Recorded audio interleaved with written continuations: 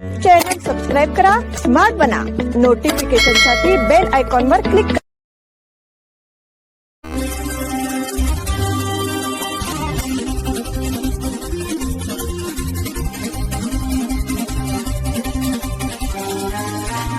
नमस्कार. स्मार्ट न्यूजच्या आजच्या बुलेटिनमध्ये आपलं स्वागत. पाहूया आजच्या ठळक घडामोडी. शिवकुमार मुख्यमंत्री, सोबतीला 4 उपमुख्यमंत्री. कर्नाटकात सत्ता परिवर्तन निश्चित झाले आहे. विद्यमान मुख्यमंत्री सिद्धरामय्या यांच्या राजीनाम्यानंतर डी.के. शिवकुमार मुख्यमंत्री बनण्याची शक्यता आहे. त्यातच नवा फॉर्म्युला समोर आला आहे. नव्या सरकारमध्ये 1-2 नव्हे तर तब्बल 4 उपमुख्यमंत्री असतील. त्यांची नावेही समोर आली आहेत. सरकारमध्ये मागासवर्गीय, ओबीसी, लिंगायत, अल्पसंख्याक या गटातून प्रत्येकी एक चेहरा उपमुख्यमंत्री बनवला जाण्याची शक्यता आहे. माहितीनुसार संभाव्य उपमुख्यमंत्री पदाच्या शर्यतीत दलित कोट्यातून जी. परमेश्वर आणि प्रियांक खरगे, ओबीसी कोट्यातून यतींद्र सिद्धरामय्या, लिंगायत कोट्यातून एम.बी. पाटील आणि ईश्वर खंड्रे, अल्पसंख्याक कोट्यातून के.जे. जॉर्ज, युटी खादर आणि जमीर यांची नावे चर्चेत आहेत. महाराष्ट्रात महाविकास आघाडीच्या स्थापनेवेळी काँग्रेसनं संकटमोचक असलेल्या डी.के. शिवकुमार यांना महाराष्ट्रात पाठवून पेचप्रसंगात तोडगा काढण्याचा यशस्वी प्रयत्न केला होता. त्यानंतर कर्नाटकात झालेल्या विधानसभा निवडणुकीत भाजपची सत्ता खाली खेचून काँग्रेसला मोठा विजय मिळवून देण्यात त्यांचा महत्त्वाचा वाटा होता. त्यामुळेच निवडणुकीनंतर मुख्यमंत्रीपदासाठी डी.के. शिवकुमार यांच्याच नावाची चर्चा सर्वाधिक होती. पण राजकीय आणि सामाजिक गणितं सांभाळण्यासाठी पुन्हा एकदा सिद्धरामय्या यांना संधी देण्यात आली होती.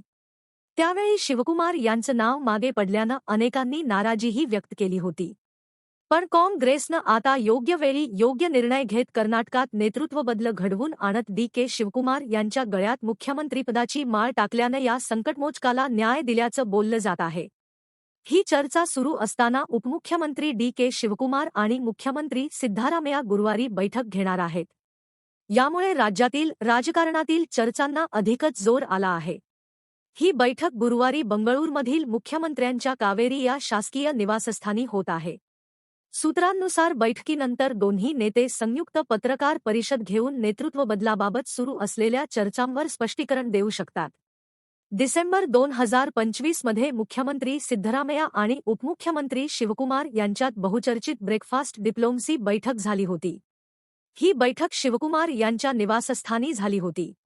त्यावेळी काँग्रेस नेतृत्वाने मुख्यमंत्रीपदाची अदलाबदल आणि सत्तावाटपाच्या चर्चा सुरू असताना एकतेचा संदेश दिला होता. भारतात इबोला व्हायरसचा पहिला रुग्ण आढळला. आफ्रिकी देशांमध्ये थैमान घालत असलेला इबोला हा खतरनाक व्हायरस भारतात पोहोचला आहे. रिपोर्टनुसार युगांडाहून भारतात आलेल्या महिलेमध्ये इबोला व्हायरससारखी सर्व लक्षणे दिसत आहेत. रॉयटर्सच्या रिपोर्टनुसार महिलेला सध्या क्वारंटाईन करून ठेवण्यात आले आहे. या घटनेने आरोग्य यंत्रणांचे धाबे दणाणले आहेत. हा व्हायरस कोरोनापेक्षाही कितीतरी जास्त पट धक्कादायक आणि भयंकर आहे. या व्हायरलमध्ये कोरोनापेक्षाही अधिक मृत्यू दर आहे. युगांडा, कांगो, सुडान यासारख्या देशात या व्हायरसने थैमान घातले. या व्हायरसने तिथे अवघ्या काही दिवसातच 200 पेक्षा अधिक लोकांचा मृत्यू झाला. केंद्रीय आरोग्य मंत्री जयप्रकाश नड्डा यांनी या व्हायरसच्या पार्श्वभूमीवर महत्त्वाची बैठक घेतली. त्यांनी उपाययोजना करण्याच्या सूचना दिल्या आहेत. काही गाईडलाईनही तयार करण्यात आल्यात. विमानतळ प्राधिकरणाने विमान कंपन्यांनाही सूचना दिल्या आहेत. सध्याच्या परिस्थितीमध्ये जागतिक आरोग्य संघटनेने काही आपत्कालीन परिस्थितीची घोषणा केली आहे. विमान कंपन्यांना सतर्क राहण्याचे आणि बारीक गोष्टींवर लक्ष ठेवण्याच्या सूचना या देण्यात आल्या आहेत. शिवमच्या संचालकाला 14 दिवसांची न्यायालयीन कोठडी.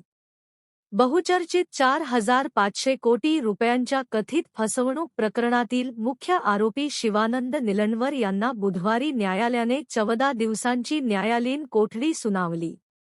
शिवम असोसिएट्स या कंपनीच्या फसवणूक प्रकरणाचा तपास करणाऱ्या सीआयडी अधिकाऱ्यांनी निलणवर यांना दुसऱ्या अतिरिक्त जिल्हा व सत्र न्यायालयात हजर केले होते.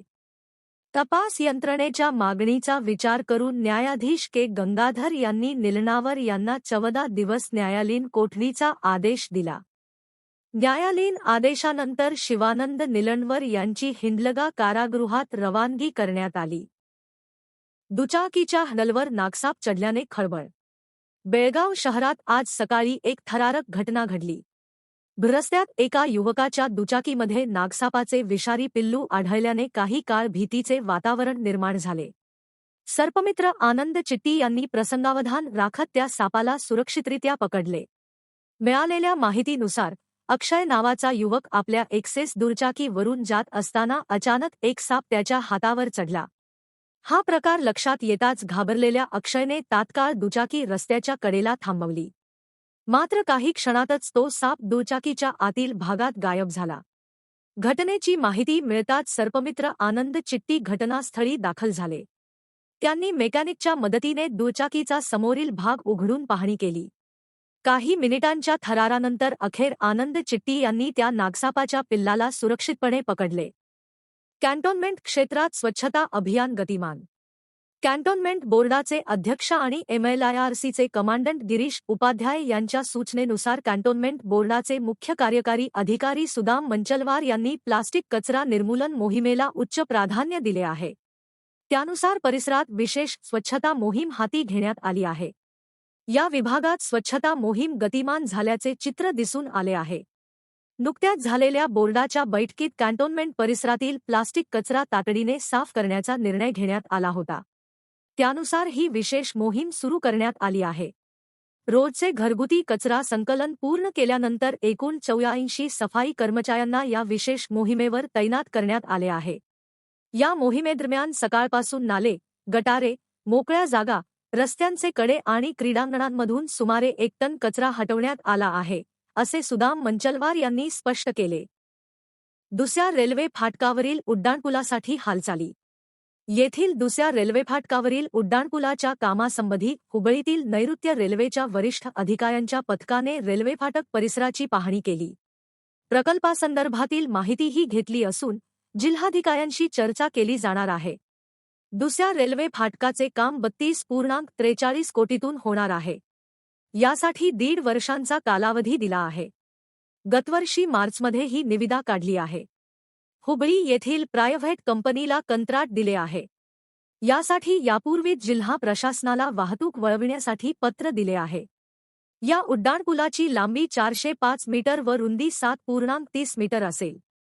आठवडाभरापूर्वी झालेल्या विकासकामांच्या आढावा बैठकीत खासदार जगदीश शेट्टर यांनी या उड्डाणपुलाच्या कामाचा विशेष आढावा घेतला होता. तसेच हुबळी येथे झालेल्या रेल्वे विभागाच्या बैठकीतही त्यांनी हा मुद्दा ठळकपणे मांडला होता. अधिकाऱ्यांनी पाहणी केल्यामुळे या कामाला गती येण्याची शक्यता आहे. सोमवारी आरओबी विभागाचे सहाय्यक कार्यकारी अभियंता मुथ्युकुमार यांच्या नेतृत्वाखालील पथकाने प्रत्यक्ष स्थळाला भेट देऊन परिस्थितीचा आढावा घेतला. इंधनाचे दर कमी करण्याची शेतकऱ्यांची मागणी. केंद्र सरकारकडून वाढवण्यात आलेले पेट्रोल व डिझेलचे दर तसेच खतांचे दर शेतकऱ्यांच्या हितासाठी कमी करून नियंत्रणात ठेवावेत अशी विनंती आम्ही केंद्र आणि राज्य सरकारला करत आहोत, अशी माहिती भारतीय कृषक समाजाचे बेळगाव जिल्हा अध्यक्ष बसवराज मोकाशी यांनी दिली. शहरातील कन्नड साहित्य भवन येथे बुधवारी सकाळी आयोजित पत्रकार परिषदेमध्ये ते बोलत होते. अध्यक्ष बसवराज मोकाशी म्हणाले की युद्धाचे कारण पुढे करून पेट्रोल आणि डिझेल दरवाढ करण्यात आल्यामुळे शेतकऱ्यांना मोठ्या त्रासाला तोंड द्यावे लागत आहे. इंधन व इतर गोष्टी महाग होत असताना शेतकऱ्यांच्या कृषी उत्पादनांचा बाजारभाव मात्र घसरत चालला आहे. खर्चाच्या तुलनेत शेतकऱ्यांना नगण्य लाभ होत आहे. तेव्हा शेतकऱ्यांवर प्रतिकूल परिणाम होत असल्यामुळे आमची केंद्र व राज्य सरकारला विनंती आहे की त्यांनी पेट्रोल व डिझेल या इंधनांचे दर कमी करून ते नियंत्रण ठेवावे. त्याचप्रमाणे जमिनीचे 7-12 उतारे एकत्र केले जात आहेत. तसे न करता एका सर्व्हे नंबरमध्ये किती 7-12 उतारे असतील ते सगळे काढले जावेत. पूर्वी 15 रुपयाला 7-12 उतारा काढून मिळत होता, त्यासाठी आता 200-300 रुपये खर्च येत आहे. हे थांबवून सरकारने स्वतंत्र उतारे काढून दिले पाहिजेत, अशी मागणी करण्यात आली. हुतात्मा दिनासंदर्भात महाराष्ट्र एकीकरण युवा समितीचे आवाहन. महाराष्ट्र एकीकरण युवा समितीची बैठक युवा समिती कार्यालय कावळे संकुल टिळकवाडी येथे अध्यक्ष अंकुश केसरकर यांच्या अध्यक्षतेखाली संपन्न झाली. अभिवादनासाठी समस्त कार्यकर्त्यांनी मोठ्या संख्येने उपस्थित राहावे असे आवाहन अध्यक्ष अंकुश केसरकर यांनी केले. बैठकीच्या सुरुवातीला मध्यवर्ती समितीचे अध्यक्ष दीपक दळवी, ज्येष्ठ नेते अर्जुन गोरर्ल तसेच इतर समिती कार्यकर्त्यांना श्रद्धांजली वाहण्यात आली. यावर्षी सोमवार दिनांक 1 जून रोजी सकाळी 8:30 वाजता हुतात्मा स्मारक हिंदलगा येथे हुतात्म्यांना अभिवादन करण्यात येणार आहे. तरी सर्व मराठी भाषिकांनी मोठ्या संख्येने उपस्थित राहावे असे आवाहन केले. युवा समितीच्या वतीने येणाऱ्या जुलै महिन्यात मराठी माध्यमातील 10वी मध्ये बेळगाव शहर, बेळगाव तालुका आणि खानापूर विभागातील पहिला, दुसरा आणि तिसरा क्रमांक आलेल्या विद्यार्थ्यांचा सत्कार करण्याचा निर्णय घेण्यात आला. सरचिटणीस श्रीकांत कदम यांनी प्रास्ताविक केले. यावेळी सूरज कुडुचकर, किरण हुद्दार, संतोष कृष्णाचे, अक्षय बांबरकर, सूरज चव्हाण, महांतेश अलगोंडी, अश्वजित चौधरी, रोहन कुंडेकर, आनंद पाटील, आकाश भेकणे, आशिष कोचेरी, प्रकाश हेब्बाजी आदी उपस्थित होते. चिटणीस प्रतीक पाटील यांनी आभार मानले. अल्पवयीन नवतेजचा विश्वविक्रम. सावगाव रोड बेळगाव येथील कुमार नवतेज भूषण पालकर, वय 3, याने चित्रांशिवाय टेक्स्टमधून 15 फळे व प्राण्यांची नावे सर्वात जलद वाचणे या प्रकारात अवघ्या 30 सेकंदात कामगिरी पूर्ण करून जागतिक विक्रमाची नोंद केली आहे. या यशामुळे नवतेजची नोंद वर्ल्ड वाईड बुक ऑफ रेकॉर्ड्समध्ये करण्यात आली असून त्याच्यावर अभिनंदनाचा वर्षाव होत आहे. नवतेजच्या या यशामागे त्याचे वडील भूषण पालकर आणि आई प्रज्ञा पालकर यांचे मार्गदर्शन व अथक परिश्रम यांचा मोठा वाटा आहे. याचबरोबर स्मार्ट न्यूज मराठीचे आजचे बुलेटिन इथेच संपले. धन्यवाद.